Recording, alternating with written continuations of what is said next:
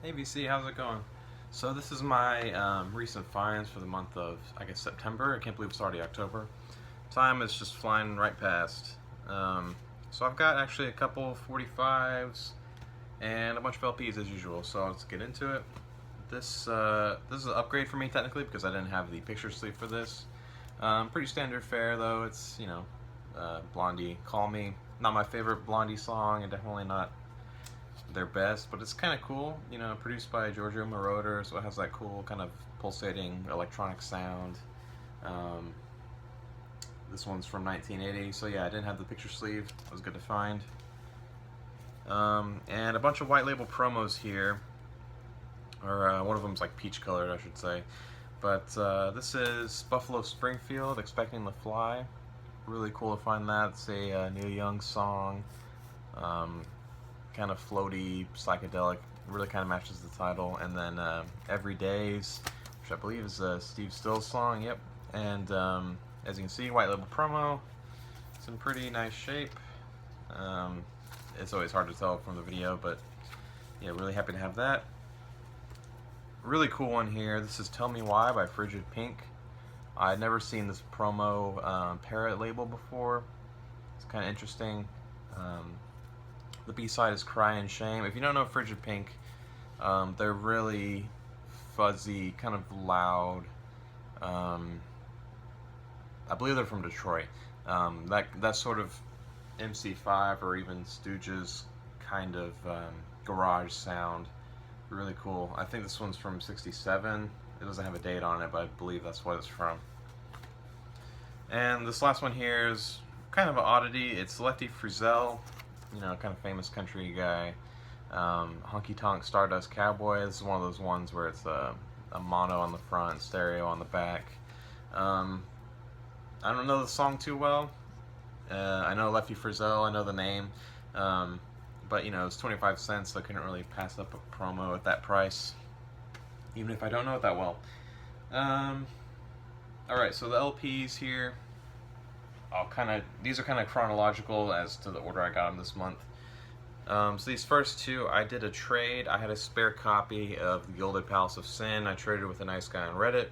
He gave me these two. The first one is an upgrade for me, an upgrade copy of Surf's Up by the Beach Boys. Man, I can't remember what year this album came out. I want to say 73? That sounds right. So yeah, the title track is the last song on here. Famously obviously from the Smile sessions in 67 and 68 by Brian Wilson. And the track right before that, Till I Die, is one of, that's like a great 1-2 punch there with Brian Wilson's songs. But that's kind of his major input to the album, was one new song and one kind of, leftover. As great of a song as Surf's Up is, that's really all he contributed. The rest of it is all the other Beach Boys, namely, Mike Love. Carl Wilson writes a lot of the songs on here, and Al Jardine's really stepping up with the songwriting as well. No Dennis yet, but he'll jump in to the songwriting later in their discography. So the song Student Demonstration Time is kind of infamous for being not great, and yeah, it's not my favorite Beach Boys song by any means, but it doesn't really drag the album down too far. It's just a really solid Beach Boys album. If you can find this for a good price, definitely pick it up if you don't know it.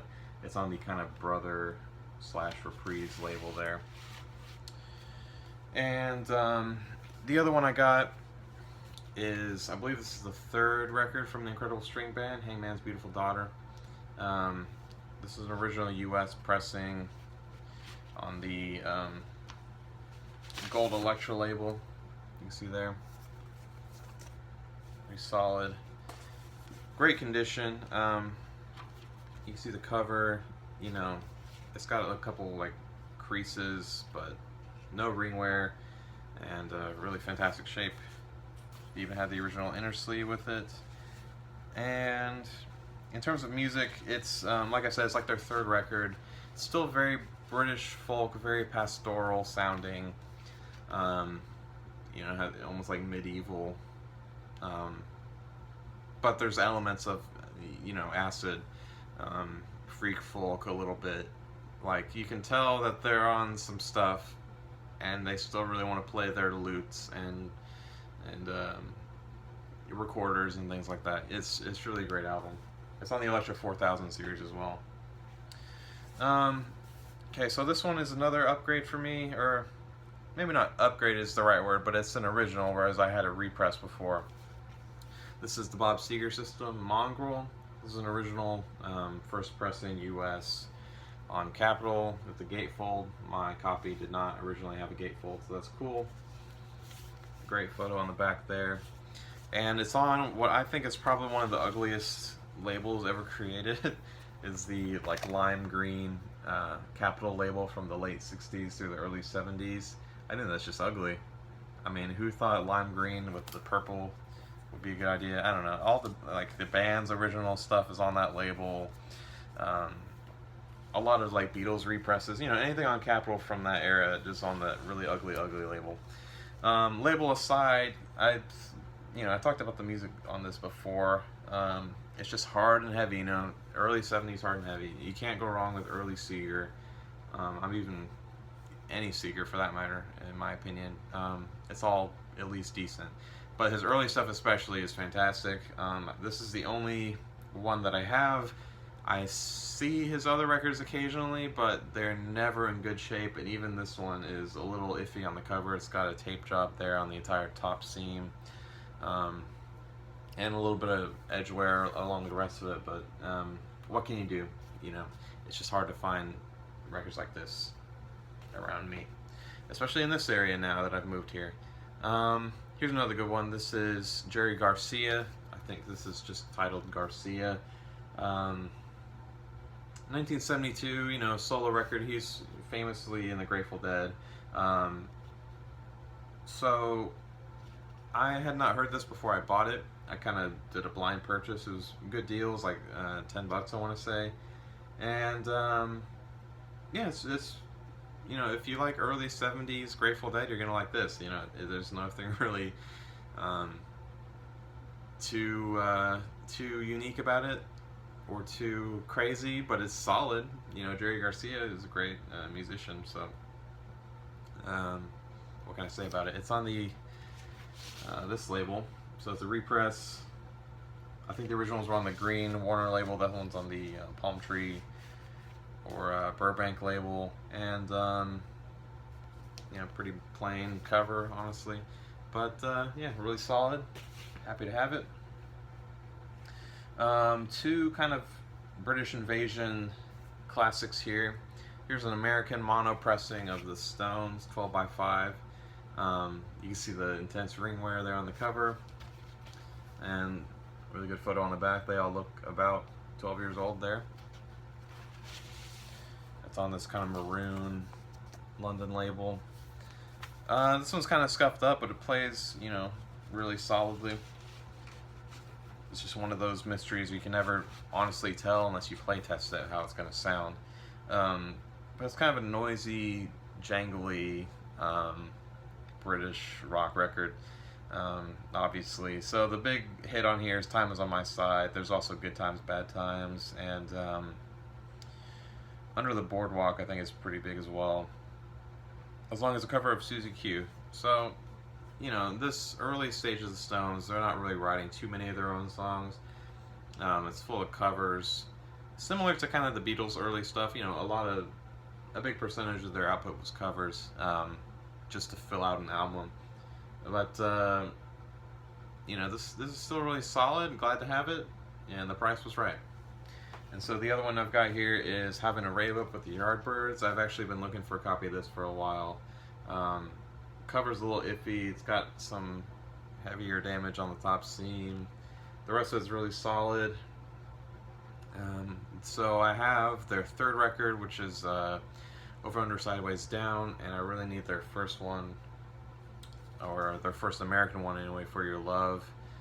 And what is this label? I should have known. It's on the yellow Epic label, like all their stuff. Which, you know, it's not a bad designed label, as long as I'm talking about label design. It's not bad.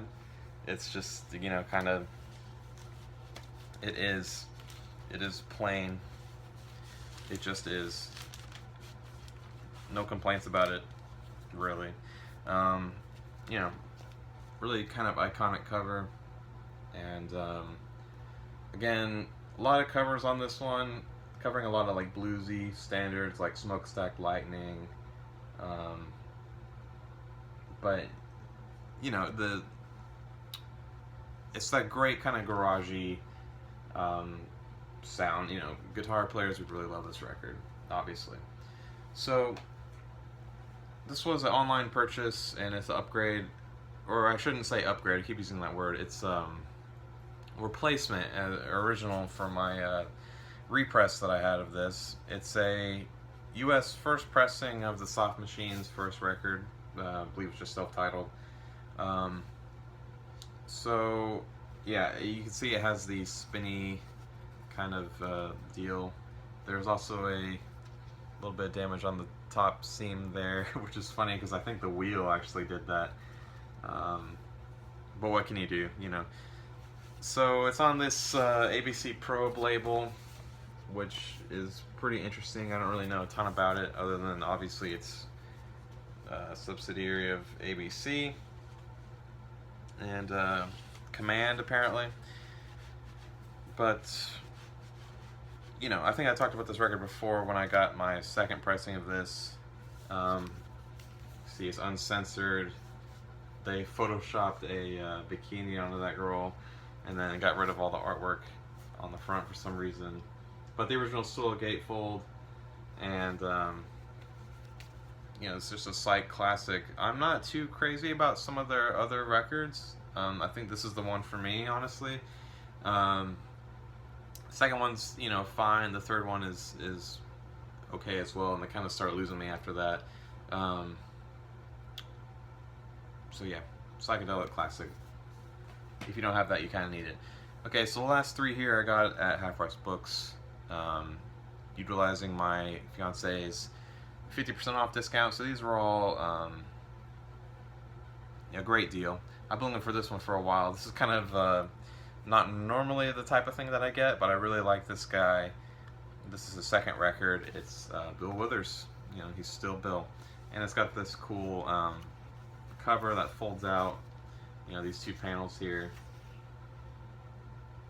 and it's one of those weird. It's almost like a uni pack where it has this, you know, pack in the middle here with the record in it. It's on the Sussex label, which, you know, I've never owned an LP on this label before. I've had a couple singles. So there's a big hit on here. You know, Lean on Me. Use Me was a pretty big hit as well, but Lean on Me is huge. Was huge for him. He's a great singer, great songwriter. Just kind of a cool personality, honestly, if you're into the sort of you know, like soul / R&B of the early 70s. If you don't have this, definitely one to seek out. And like I said, I really need his first one. Still on the hunt for that. Okay, so just in time for the month of October, these last two metal classics here. The first one is Black Sabbath, Master of Reality. You can see the damage to the spine there. This was $4. You know, cover not so great, but I was happy to see that the record inside was in really nice shape. You know, the green Warner label, so it's original, at least early US press. I don't know about very first. I wouldn't even know what to look for in a very first pressing, but this is, you know, Sabbath's third record. Ozzy's still there. I'm not saying anything new. You know, Sabbath is new to me for the most part, but all of you guys know Sabbath. I'm just, you know, getting into it, really. This is my first copy of this I've ever had, and it's my third Sabbath record to own, and it just happens to be their third record they put out. So I really need Volume 4, and then I think I'm set. At least a good starter pack for Sabbath. The music on here is just kind of more of the same. I wouldn't say it's too different than their first two. That being said, there's not really a huge single on here for them. I'm sure some of these got radio play, but the instrumental parts, like Embryo here and Orchid, they actually, I think they really work for me on this record. Sometimes I think it's kind of weird if a band will have instrumental stuff in the middle of like a vocal record, but I think it works for the atmosphere of this one. And Ozzy's lyrics with they keep the theme of just trying to be spooky and also kind of talking a little like social or political issues and things like that in certain other songs. So yeah, I think my favorite track on here is probably Into the Void. Can't go wrong. So another case of I had this, but now that I have an original, so I'm getting rid of my repress, is Ride the Lightning, Metallica. This is not a first pressing, but it's a early Electra pressing. It's on this label. Sounds fantastic. It says mastered by Bob Ludwig, but he does not have his initials in the dead wax, so I don't know how accurate that is. This definitely sounds better than the repress I had. I have the 2016 Blackened reissue, and I got that for a good deal, so I was happy with it, but this one is just even better. And with the 50% off was a great deal. Kind of a steal of a deal. Probably my favorite Metallica record. Actually, definitely my favorite Metallica record. With their other of the first three very closely behind, and then again they kind of start to lose me after that. The Black Album's okay. I'm not saying anything new here, by the way, but just front to back, just a fantastic record. Opening with Fire with Fire, and then the title track, and then kind of a great 1-2 punch again with For Whom the Bell Tolls and Fade to Black.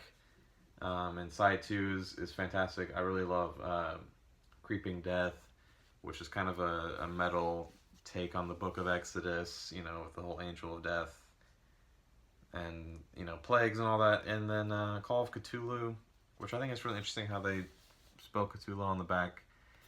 I believe it's supposed to be with a C. I don't know. Lovecraft inspired instrumental track, again with the instrumental, but I think kind of works on here, like I said. So yeah, it's on the Electra label, and it has the inner sleeve with it, which there's another great photo of them. They look really young, and more photos on the back.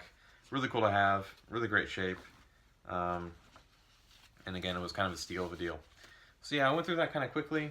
I feel sometimes my videos run a little long, but I tried to power through those.